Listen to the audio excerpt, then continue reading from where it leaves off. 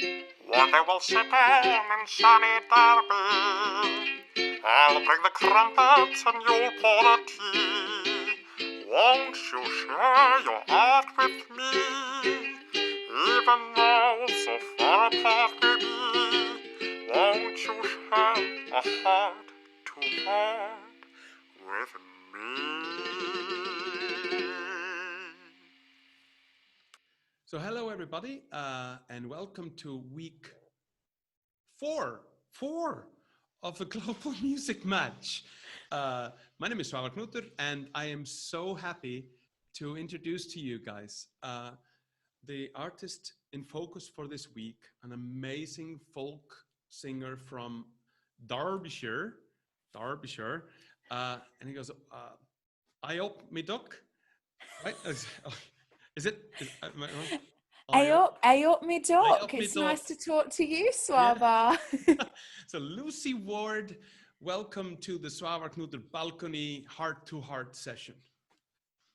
It's my pleasure to join you today. Cool. That's a very snazzy jumper, Suava. I love it. Thank you. Yeah, I use the Icelandic jumpers as a metaphor for a lot of things, but let's focus on you. I'll tell you about it after the interview, like they can't know. It's going to be our little secret, my little jumper secret. I see you got a snazzy t-shirt on there. Like you got some flares going. Flying Seagull Project. There is a reason you're wearing this, I'm sure. You haven't told me, but I'm sure. Oh, well, I'm just wearing it because I'm wearing it, but it's an amazing project, a collaborative group of musicians and clowns and acrobats and singers and dramatists, and they go into refugee camps and they share workshops and art with families, parents and children over there, and just offer a moment of joy in amongst a world of real difficulty and turbulence. So I'm very happy to be representing. Well, I'm not worked with them. I just love them and bought the t-shirt to support them. They're great. I'm sure none of our viewers is just going to Google this now. Like none of them are just going to kind of stop the video and just like Google Flying Seagull Project. Do it now. So I was 21 when my first album came out. Wow. I was really lucky. Things happened quite organically and quickly for me. And so I'm 30 now, so kind of about to have my first decade in music. You know what the beautiful thing about folk is? The folk, genre and the folk community. Because different, like opposite to pop and all of that, the older you get, the more the weathered, the beard, the gray hair, all of that, it just gives you more credibility, more street cred as an artist. So that's like, you never have to fear aging, right? I hope so. Who knows? Yeah, I mean, I definitely, there are years and years left, I hope, in my career as a songwriter. And I mean, the Greys surely have given me more wisdom over time. Oh, sure. And having kids, you have 2 kids, you work full-time as a singer and songwriter and folk musician and composer. All of that stuff. I mean, as you know, having children and being a freelance self-supporting artist is a real juggle and balance, but I'm so blessed. I really, really love being a mum, and I think that actually having them has given me an opportunity to just use my time better, because the time I have to work on music is so teeny tiny, weeny wet, in the small hours of night. And so I'm much better at focusing that creative energy now. So, although it's a totally different way of working than before I had children, I'm really grateful for them. And they've inspired some songs along the way. And becoming a parent and getting older gives you a different insight, doesn't it? I mean, as we know. Exactly, and it gives you this drive. It's work, it's art and it's love and it's passion and it's expression, but it's also work. And I think you can only do it if it is your true vocation. The beautiful thing about all of this is that folk And the singer-songwriter thing, and what we do is connecting to the roots, connecting to our communities, our societies. It's all about insight. It's all about, this learning and understanding. And the older we get and the more experience we get, the better we get at it and the better we connect with our audience. And I think that's how we grow, isn't it? Yeah, I think so. I hope so. I mean, having said that, I think because I started very young, I would often get reviews that said things like she writes songs beyond her years. And I would always think, well, as much as that is absolutely meant as a compliment, that's not a thing. I'm 21, I've still written this song about loss because I can know about it. I can, but actually, as I've grown, what has been interesting to me is those songs from the early years. Sometimes they've taken on new meanings. Like I have a song called F for Love on my first album, and it genuinely was just written, I suppose, as a bit of a flight of fantasy, but perhaps out of feelings of sort of that young, intense love, angst kind of thing. Yeah. And, now I'm older and I'm married and have children, and I have a really beautiful friendship with my mom and all that kind of stuff. Like I can see all different types of love in that song that weren't there when I wrote it. And that is one really lovely thing that's happening as I enter this next decade of being a musician. Don't you just love that, though? This kind of developing perspective all the time. It's even better, right, when an audience member comes and tells you what your song means. And it's never what you wrote, obviously, but actually I never do that thing of, oh, that isn't what it was. Or I might, in an honest, humble way, but I never kind of correct them, because whatever they think it means is right. So I'm just always grateful for that new perspective. And yeah, they kind of grow, don't they? And that is a privilege when a song kind of goes off, does its thing without you, and comes back in a way you're not expecting. It's a special thing.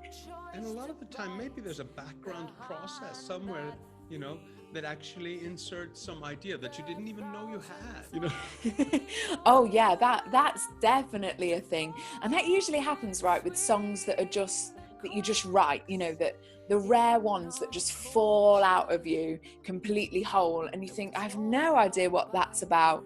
And 5 years later you go, oh man. My friend Jackie Oates, she's a beautiful folk singer. She's actually part of Global Music Match as well.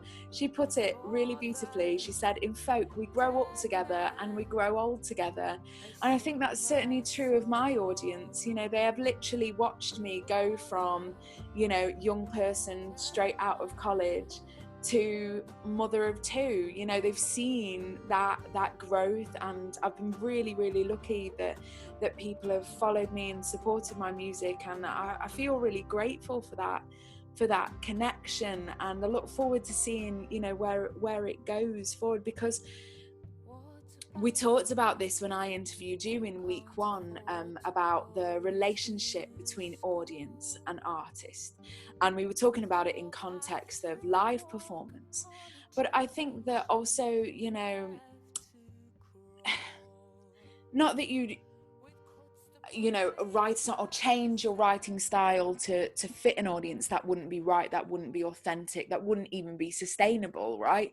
But I do think that the energy of knowing that some people out there, relate to your stuff and connect to your music, that's a really lovely kind of motivating thing to pick you up, to write the next record, to find a moment to write down your thoughts. That it's just, I've been really blessed with kind of a select bunch of just gorgeous humans. It's kind of like a slow motion conversation,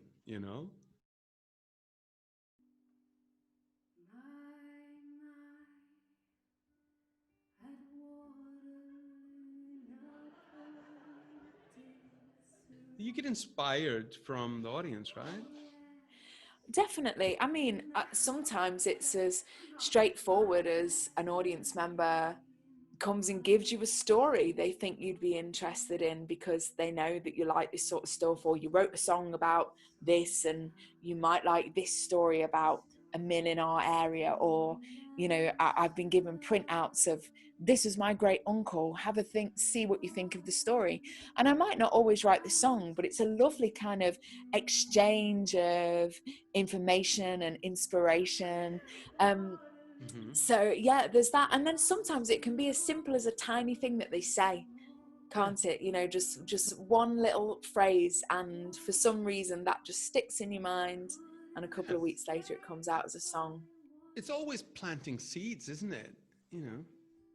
For sure, for sure. I have a song called Song for Lola, and that was inspired by I suppose I'm bringing it up because it's my most sort of tenuous link into a song that I've ever written ever. So I moved into a new area, and a woman from a few doors down came and knocked on the door, and she said, no, hiya.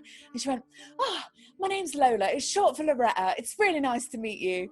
And I don't know why, but just that, Lola, short for Loretta, it was a song, and it's the first line of the song, and you know, then it went off in its own direction. But so people should be, you know, wary of what they say to musicians, because you don't know what they're going to pick up and pinch and put in a song. But isn't that just like the most beautiful thing about the whole thing? It's like, For sure, for sure. We're very blessed to walk this path, man. you've done much more than just this live performance and releasing albums. You've also written a folk ballet and a soundtrack to a film. Yeah. I always say that I've been lucky. I'm just one of those people that sort of bumbles along, and then I meet people, and then I get excited, and the ideas sort of bubble up that way. You know, I didn't set out thinking, oh yes, I must do this, but I'm glad that they happened. So with the film soundtrack, it was a film called Foliada. It was directed by fabulous, tremendous, award-winning film director Kim Hopkins.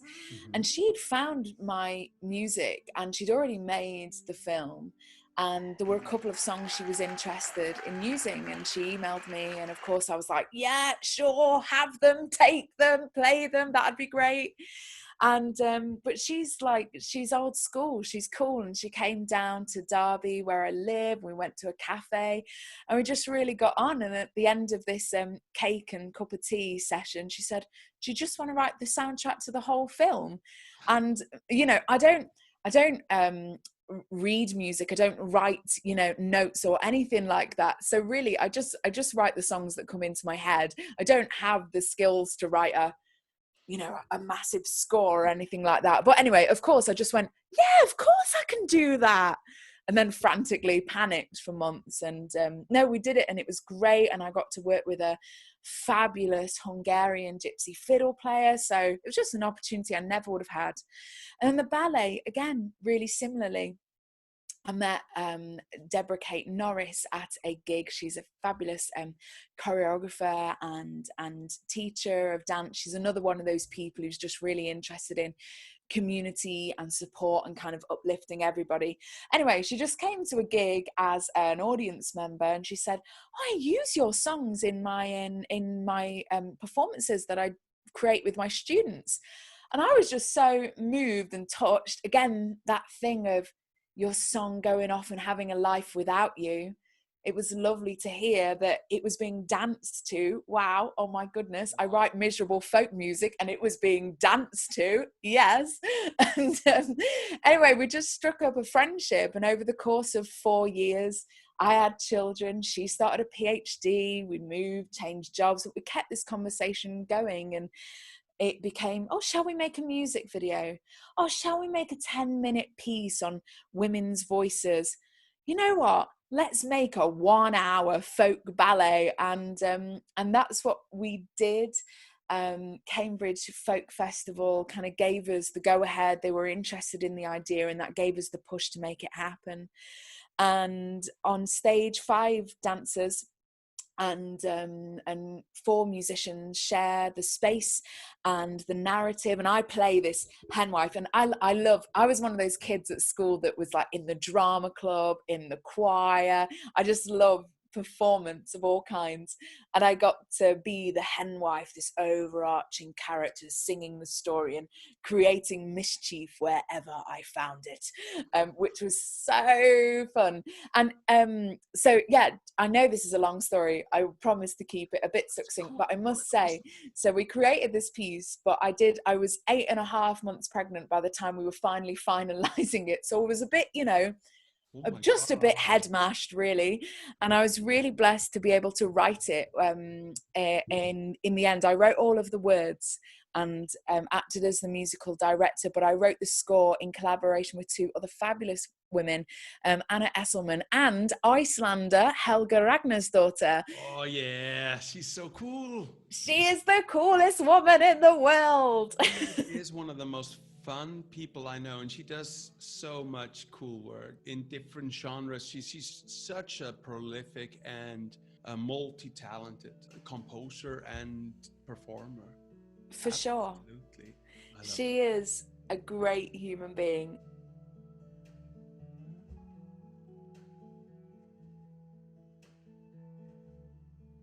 My memory is just really puddly for cities, and I often find, especially in the UK, and I know this sounds really terrible, is that I'll get a gig somewhere, and like if I've played the venue before, I'll of course recognise, but like we'll be travelling to cities and we'll play and we'll go, oh, we'll stop off at such and such. It's about 20 minutes down the road, but it's meant to be a really lovely spot.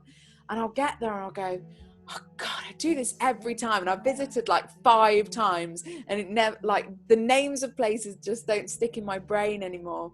But that sounds like I'm being like really like arty and uppity, like, oh, it's Tuesday, it must be St. Petersburg. It's not like that. I just got a really, really mushy puddle brain. this here. Hello, Stuttgart. No, I write down where I am at the top of my page so I can't get it wrong. And I also write down the area that it's in, because once when I very first started out, I played a gig at a folk club, and honest to God, it was one of the weirdest experiences of my life, because I played and the people, there were like only 12 people. It was tiny, like I say, I was just starting out, and they just sat around the edge of the room, like there was no audience directly in front of me. And I wandered in, I had bright blue hair at the time and like probably bright pink Doc Martens, and just looked really like, hi, I'm here. And it was in Durham, and I was like, oh, it's so great to be in Yorkshire, which is totally wrong. I was like, oh God. But I didn't realize that I got it wrong until I came off stage and somebody told me, and I thought, God, like the first thing I said just made people feel like she doesn't even know where she is. She doesn't even care about us. So even when I know where I am, I write it at the top of my page to make sure I can't get it wrong. I can't get confused. I can't get geography, out of place. It's so easy to get confused. It's so easy to just like, oh. Yeah, because often like you're thinking about other things, right? Like, oh, where did I put my capo? And I haven't written down on my set list what song 4 should be yet. What should that be? And oh, I really hope they like it. And oh God, I didn't get a chance to like, I don't know, iron this shirt. I hope they haven't noticed. Like, I've always got a really busy brain just before I go on stage. Yeah. And then you just like fall into like the flow, right? If it goes well. Yeah, totally. It's almost like I like nerves. I think a lot of people often think that they're a sign that you're underprepared, or or that the aim should be to obliterate nerves from your life. But I actually think that they're a sign that you care that it goes well. It matters to you that people have chosen to spend their evening with you, and their hard-earned money on a night with you. I mean, what a privilege that is.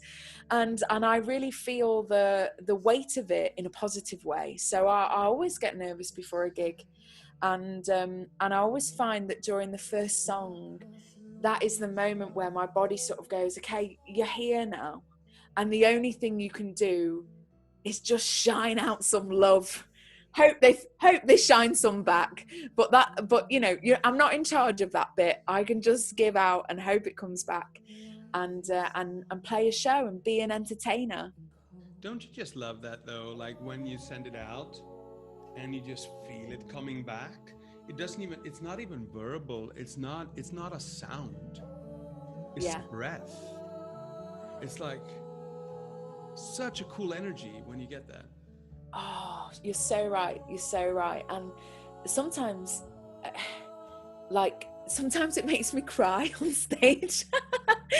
And again, I don't want that to sound like, you know, oh, my fans are lovely, you know, they make me cry. But they, you know, it's a relationship and you uplift each other.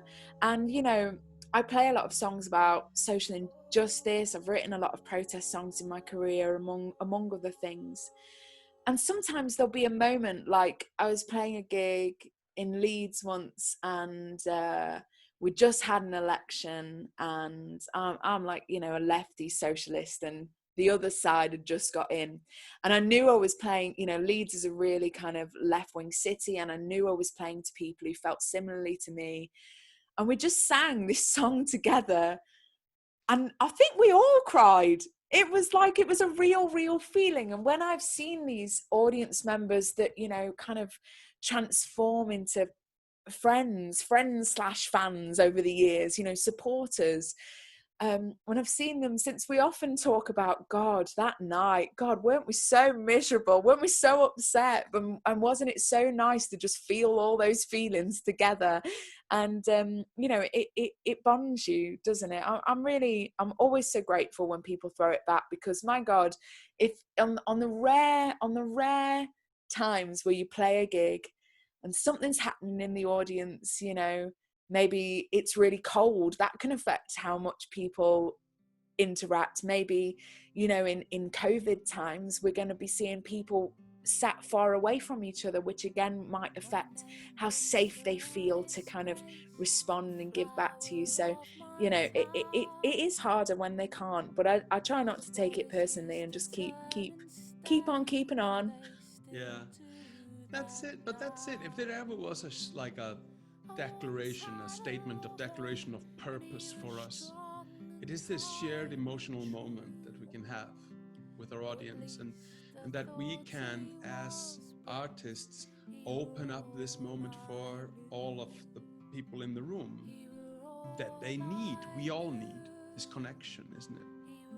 I don't think I'd really considered the role of being a facilitator until I interviewed you in week 1, Suava. And it dawned on me that that's what you were talking about being, you know, being in a room with people, singing to them about real stuff, real emotions, even if the subject was, you know, not quite deep truth. It was rooted in the human condition and an honest offering of love and pain, or whatever the song might be about. And it dawned on me when I was chatting to you about how musicians are just so beautifully placed to give people a safe space to explore those feelings. And how weird that we can sit in a room of strangers and sing our souls to them, and yet in all of that sort of strange awkwardness create an environment where people feel safe to laugh and to cry and to think, and then to go home and talk about all that stuff with the people that they love. We're really lucky to do the job that we do. Yeah, yeah. Oh man, that really ties into this idea that love is just a form of bravery. You know, it takes bravery to love. Bravery is because you cannot love without overcoming the fear of being betrayed or being ridiculed or being hurt. I don't know if you like Amanda Palmer, from the Yeah, amazing artist. I absolutely love her music, and I loved her music with the Dresden Dolls, and she's just like a wicked, powerful, honest, raw singer-songwriter, American singer-songwriter for people who haven't come across her. And I saw her in an interview, and she was talking about a recent tour she did called There'll Be No Intermission, and there's some really raw stuff in there. She talks about her own abortion, her own miscarriage, really like super personal, painful stuff. And she described it as taking the audience by the hand and saying, we're going to go to some dark places tonight, but it's okay. I'm going with you. And then we're going to come back. That's it. I just thought, whoa, yeah, that's beautiful. And you've just, essentially said the same thing in your own suave way. Yeah, that's it. Like, it's a kind of a leadership role, isn't it? But without power. Just humility. I suppose we are the ones that pop our heads above the parapet and go, we've got something to say. I don't know if you want to listen, but I'm here saying it. Hello. I love that part of our job, of our work. It's not a job. A job implies a boss. We don't have bosses. Yeah, work is a better term for it. Vocation. Vocation. The only thing we've got. Doesn't it feel, though, extremely liberating and free to just be an artist and just to get to do this? It's a privilege, isn't it? I think it's just crazy when I think about it. And for a long time, and again, perhaps this is because I started so young, people would say to me, what do you do? And I'd say I was a musician. And they would assume that what I meant was that I was singing to a mirror in my bedroom, or I was doing covers in a bar or whatever, which, is that's all great, beautiful stuff that people should do. I'm not dissing those roles. But I think for a long time, I felt like, that nobody believed it was true, probably because I didn't believe it was true. And it was a path I was getting to walk. And it's super cool. Gosh, we're the people that get to say, yeah, I'm a professional musician. Or where do you play? Or I've toured many places across the world. Like, whoa, that's crazy. I don't think I ever quite when I left college, I had a gap year and sort of said, well, I'm doing music. I want music to happen, but I'll go to uni and, see what happens. And then music happened and I didn't go to uni, and it grew, and I'm lucky. That's great. Well, Lucy, just this one last question, like, what do you, for example, for the Global Music Match project, it's like, what's the biggest surprise, maybe? Okay.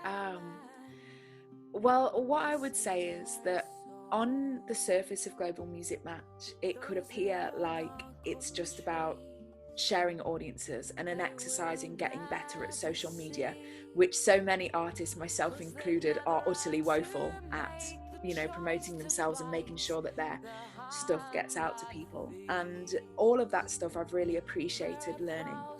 And the second thing that was obviously going to come from it, because musicians, I think, are often pretty personable people and, interesting people, is the friendships. And, who knows if those things will turn into gigs and tours. That would be lovely. But even if they just turned into people that you knew that were walking a similar path to you, wow, what an honor, what an experience. And I think the thing that I wasn't expecting but feel really empowered by, and I know was an intention of the people that set up Global Music Match, was the taking back of power. So often we are told, we are schooled that opportunities will be handed from on high, from a record station, from a promoter, from a record label. And actually, we're sharing knowledge. We're freely sharing knowledge and information and experience and spirit with each other. And I'm learning so much just by watching and getting to engage in other people's way of being and writing and engaging with their audiences. And I feel like I don't need to give Facebook hundreds of pounds to boost my page and get more followers, because what I have as an offering is worthy, and these kind people are telling me how to use these platforms so that I might maximize that and share it more and grow more. You know, it's all just so rooted in positivity, and in this world where things are really heavy and hard and, you know, awful for so many people, not just the COVID situation, but the migrant crisis, Black Lives Matter movement, riots all over America, you know, the rise of right-wing and fascism throughout the world. There is a lot of difficult stuff out there that we must engage in, because we're good humans, not just as artists. We must engage in it because we're good humans and we want good stuff for people, right? But it has been a pleasure to be invited to be part of something that is only about positivity and love, and to find lightness in that moment. So I'm gonna be like forever vibing off Global Music Match. It's so great. I couldn't agree with you more. That's beautiful last words for this wonderful sit down with you, Lucy Ward. I'm so confident that my audience, if they watch this interview, they're gonna fall in love with you, like in such a cosmic way. And Oh, I'm so looking forward to, if we get the chance to share a stage in Germany, Canada, the UK, Iceland, I would love to bring you here, even I though want there's to no bring you to the money. UK. Yeah. Let's make it happen. Let's do it. Let's do that, because that's the best product out of this. It's like the confidence and the trust and the friendship, you know. For sure. So Lucy Ward, amazing folk, Folkstress. that's a cool word. There's a folkstress from singer, songwriter, and composer, and just generally an amazingly vibrant and a being of light. Thank you so much for joining me on the balcony for a heart to heart. And I really look forward to just seeing where all of this leads us. Thank you. Thank you so much, Suava. It's been a pleasure. Thank you. Oh, I'm going to stop the recording now.